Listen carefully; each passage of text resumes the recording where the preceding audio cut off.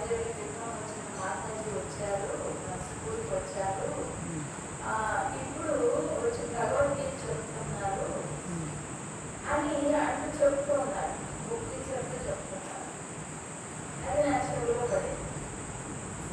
అసలు భగవద్గీత అంటే ఏంటి, ఏం చెప్తారు అందులో తెలుసుకోవాలి అని. అప్పుడు ఎవరు తోడు రాలేదు, తీసుకురాలి వెళ్దాం విందాం అంటే కొంచెం దూరం ఉంటుంది. చెన్నకేశ్వర స్వామి టెంపుల్లో చెప్తూ ఉన్నారు అని విన్నాను. అప్పుడు మా అమ్మని ఇంకా తీసుకొని తొందరగా పని పూర్తి చేసుకో, భగవద్గీత ఉన్నారు మనం అని పురోమాయించి తీసుకొని వెళ్ళారు. తీసుకొని వెళ్తే అందరూ ఉడికాడు కూర్చొని వింటూ ఉన్నారు. అది ఏం అర్థం కావట్లేదు. వదిలేం అదేం చెప్తున్నారు. మధ్య మధ్యలో పెట్టడం చెప్తున్నారు. అవి మాత్రం బాగా అలా మొత్తం వారం రోజులు మొత్తానికి అక్కడ ఫోటో ఎగ్జిబిషన్ కూడా పెట్టారు. ఆశ్రమంలో జరిగే యాక్టివిటీస్, వచ్చిన ఆ ఫోటోలు, అనాథ పిల్లలు ఉన్నారు ఆశ్రమంలో, చిన్న ఆశ్రమంలో, అవన్నీ చూశాను. ఆ ఫోటో ఎగ్జిబిషన్ చూశాను. అక్కడ జరిగిందని. అక్కడ ముందు నేను ఒక బుక్ నవల చదివాను. నవల ఏంటంటే రామదాస్ అనే ఋషి, ఆయన దగ్గర అనాథ పిల్లలు ఉంటారు. అలాగే వేదాంతం విని బ్రహ్మచారులు వెళ్తూ ఉంటారు. నేను ఆ బుక్లో చదివిన కథా సారాంశం ఎలా ఉందో సరిగ్గా అలాగే ఉంది. మాతాజీ, ఆ ఫోటోలు, అనాథ పిల్లలు, బ్రహ్మచారులు, ఆ బుక్ చదివినప్పటి నుండి అదే రీతి అవుతూ ఉండేది మనసులో. అది సరిగ్గా ఆ సిచ్యువేషన్ అప్పుడు అనిపిస్తుంది. నేను చదివిన ఇది నాకు కావాల్సిన లైఫ్ అనేది అప్పుడు అర్థమైంది. అయితే అది ఇంకా అయితే బాగుంటుంది కదా.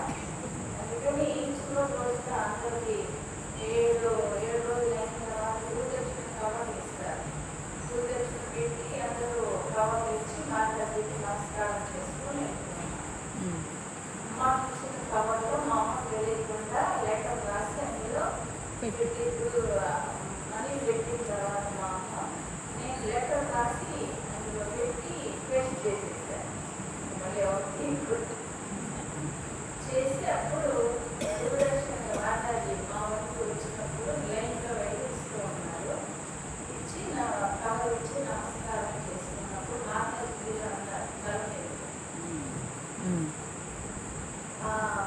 అదే గురువు అనుగ్రహం అనేది దృష్టి, స్పర్శ, స్మరణ 3 విధాలుగా ఉంటుందండి. అలా స్పర్శ అనుకుంటాం. గురువు ఎప్పుడైతే అలా స్పర్శించి అనుగ్రహించారో ఇంకా అప్పటి నుండి తపన. మాతాజీ రిప్లై ఇవ్వడానికి నాకు 2 నెలలు పట్టింది ఆ లెటర్ నాకు అందడానికి. తర్వాత వెళ్ళి మాతాజీ కలవడానికి మళ్ళీ 3 నెలలు పట్టింది. ఇక్కడ ఎక్కువ సెలవులు అన్నమాట. 6 నెలలు 6 సంవత్సరాల లాగా గడిచింది. ఎప్పుడెప్పుడు వెళ్ళాలి, ఎప్పుడెప్పుడు గుర్తుకు రాసుకోవాలి. అలా వాళ్ళని ఒప్పించి తీసుకుని అక్కడ వెళ్ళి ఆశ్రమంలో కొద్ది రోజులు సేవ చేస్తే మంచిది అని వాళ్ళని ఒప్పించి పెద్దవాళ్ళు నీలాంటి పెద్దవాళ్ళు వాళ్ళని చెప్పించి అలాగా మా నాన్నని తీసుకొని తోడుగా తీసుకొని అప్పుడు మాట్లాడితే వాళ్ళు భోజనం చేస్తుంటాను. ఆ సమయాన్ని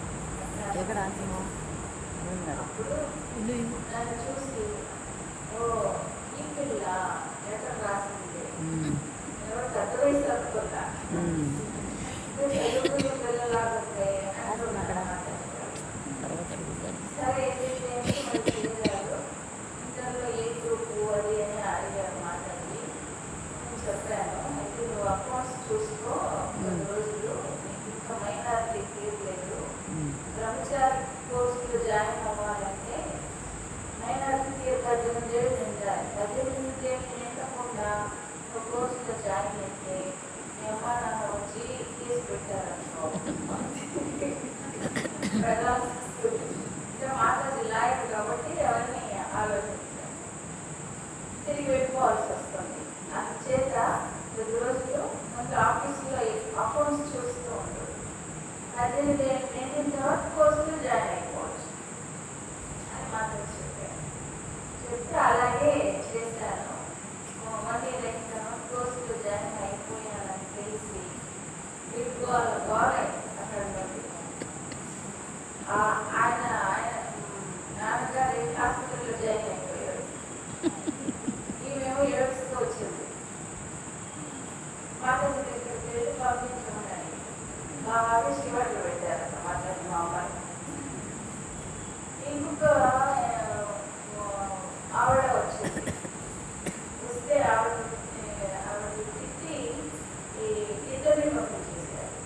తల్లి వాళ్ళ కూతురు అవసరం లేదు, ఇలాగ జరుగుతున్నాం. సరే మొత్తానికి మాట్లాడి అయిన తర్వాత మా అమ్మ వెళ్ళిపోయింది. ఆయన బాగోలేదు, ఒకసారి చూసి వెళ్ళి పంపించేస్తామని మాట్లాడి పంపించాను. సరే నేను నెమ్మదిగా మా అమ్మ వెళ్ళిపోయిన తర్వాత మాట్లాడి దగ్గరికి వెళ్ళి అమ్మ నేను వచ్చేస్తాను, ఒకసారి చూసేసి మళ్ళీ తిరిగి వచ్చేస్తాను, ఇబ్బంది ఏమన్నదో అని చెప్తే మాట్లాడి సరే ఇష్టం అని అన్నాను. అందరూ అనుకున్నారు ఇంటిలో రాదు, వాళ్ళు రానివ్వరు అనుకున్నారు. అయితే అక్కడ నిజంగా అలాగే జరిగింది. నేను వెళ్ళినప్పుడు ఆయన హాస్పిటల్ నుండి తీసుకొచ్చారు. బాగా అయింది. నేను వెళ్ళిన తర్వాత ఇంకా కాపలా ఉండడం మొదలుపెట్టారు. అయితే 3వ రోజు కాపలా ఉన్నా నేను మాత్రం నిలవను, వదిలేయటం బెటర్ అని చెప్పారు. ఆయన కూడా వినిపించుకోవాలి. ఒకరోజు వాళ్ళు అడిగి ఇంటి ఉన్నప్పుడు నా పాటికి నేను ఎవరు పడి అక్కడ కూడా వచ్చేసారు. ఇలా